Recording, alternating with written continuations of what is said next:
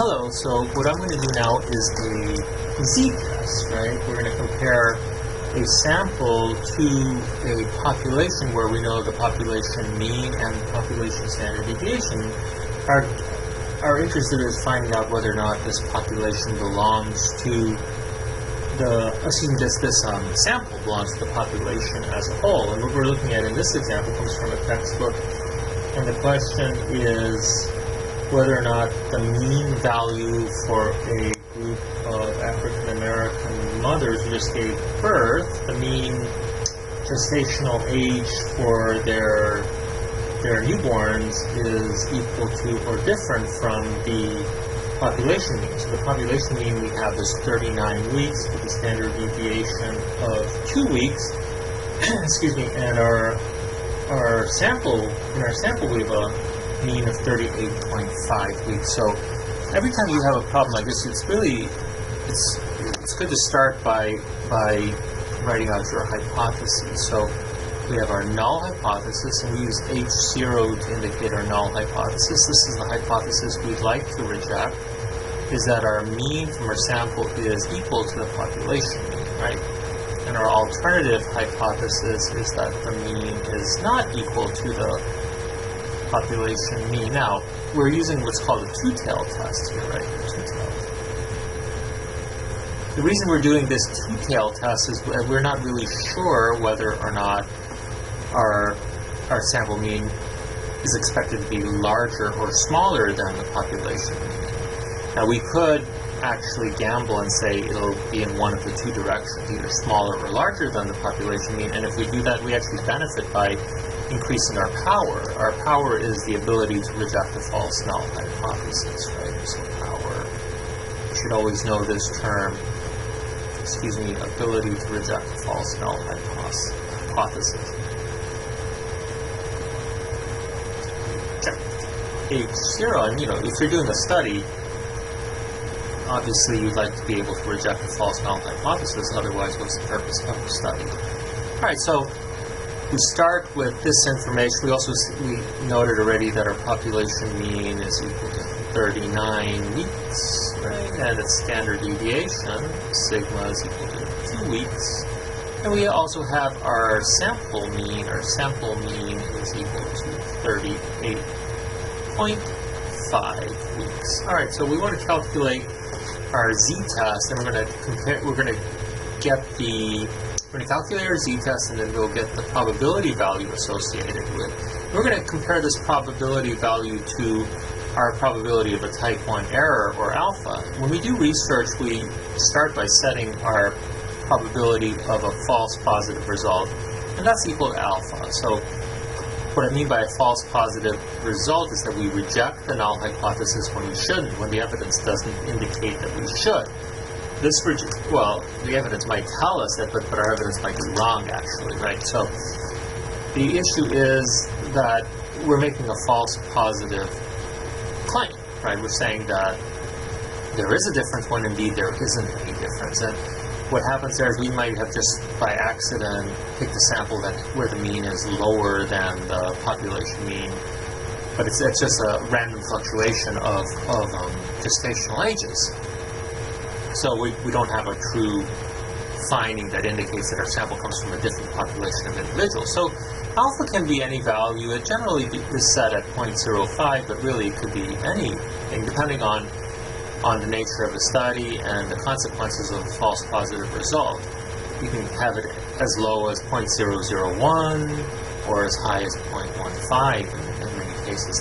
If you look at the Stevens textbook, one of his suggestions is going with a higher alpha in order to be able to better reject the null hypothesis when the situation or when the result of a false positive result doesn't cause any harm in essence. So you don't always have to stick with an alpha of 0.05 or both for a more stringent alpha. You can actually have a larger alpha. When you have a larger alpha, you have greater ability to reject the false null hypothesis because we would reject the null hypothesis. We reject H0 if our probability, our p-value, is less than or equal to alpha, right? So the larger our alpha, the more likely we are to reject our null hypothesis, meaning we have increased power. Okay, so what's this p-value? Well, the p-value is the probability. P is equal to, let's just say P is equal to the probability of the observed value of whatever we're talking about. In this case, we're going to be talking about the observed z value.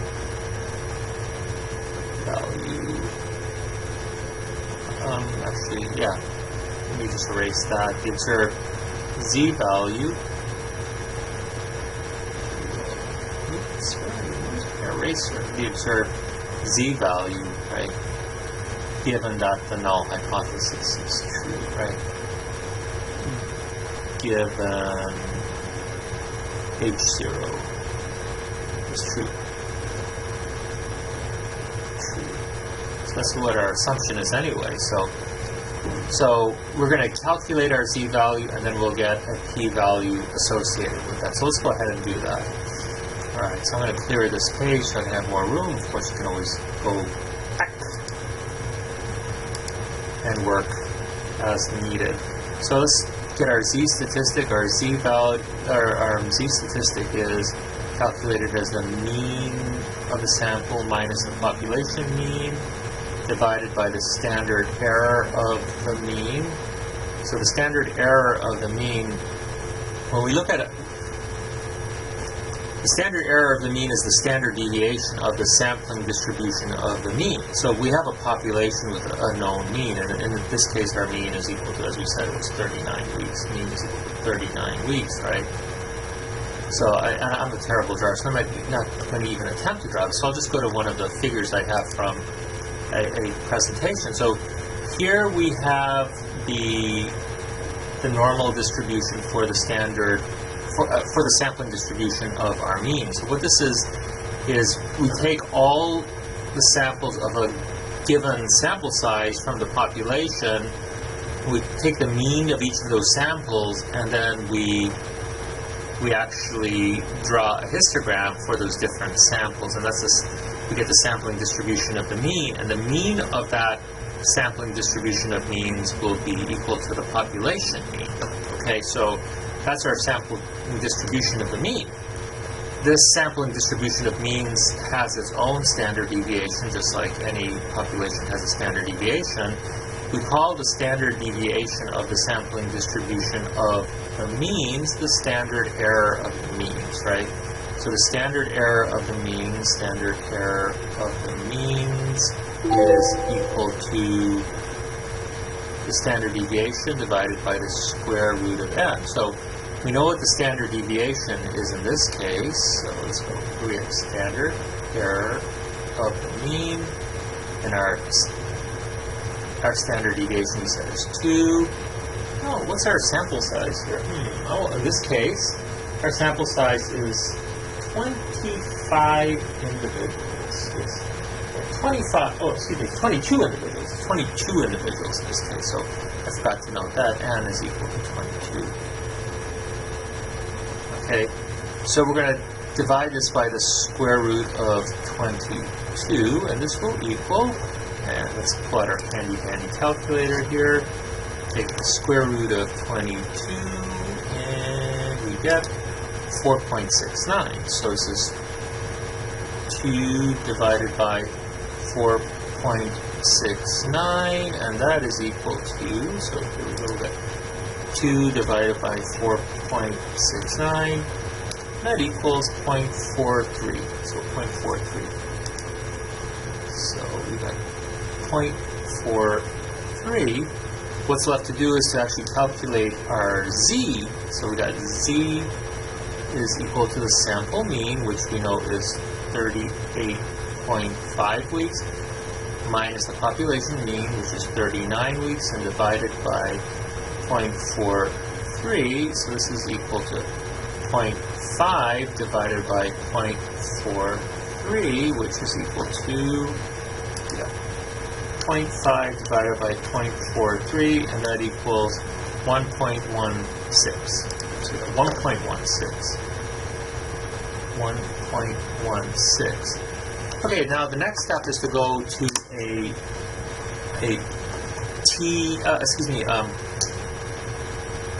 figure, or a Z table. I have a Z table located in my textbook. You can find any of these online. Go to the Z table, and we're going to look up a value, and this is negative, right? I forgot the negative sign. So this is negative 1.16. So we're going to go to our Z table. Not all Z tables have values to the left and to the right of the mean, but some of them do. If you want to avoid confusion, just find a Z table that has both values to the left and to the right of the mean. What I'll do is I'll look up my Z value of 1.16, and if this is negative, so these are values to the left of this symmetrical distribution where 50% of the data are to the left of Z equals 0 in the Z distribution, the standard normal distribution, right? Z 0 is right down the middle of the distribution. It's the mean for the standard normal distribution. And I find negative 1.16 is associated with a probability of 0.1230. So 0.1230. So the p-value here, 0.1230.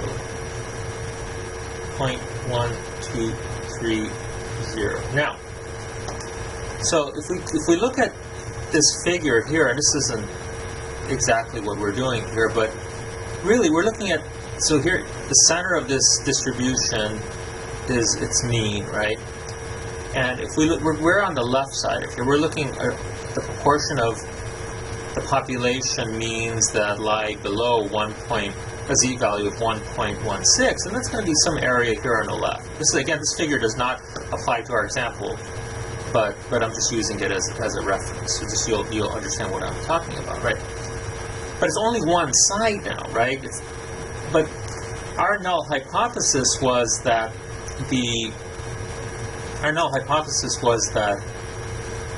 the sample mean was not equal to the population mean. We didn't say whether it's larger or smaller than the population mean, so we can't use this result as our p-value for our Z statistic, because this p-value is associated with a one-tailed test. Since we're doing a two-tailed test, we're looking at values here and here, because we didn't say that our sample mean was going to be larger or smaller than the population mean. We just said it's not going to be equal, so it could have been smaller or larger than the population mean.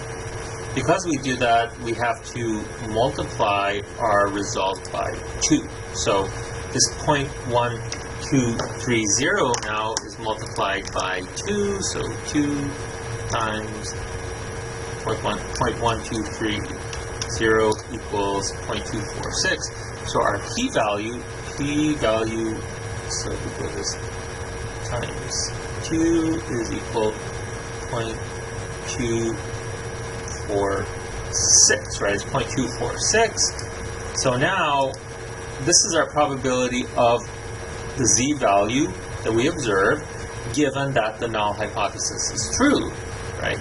Assuming that the null hypothesis is true, this is the probability of a result basically that extreme, right? In this case, it's the negative, so that extreme in the negative direction. So let me just have one last slide here. Let's clear this. Since 0.246 is greater than alpha, which is 0.05, we fail to reject H0. So we're just going to conclude that this population is just slightly different. This sample that we have of these 22 African American mothers, the mean gestational age of 38.5 weeks, comes from the same population of women with a mean of 39 weeks. They just are the product of some random fluctuation.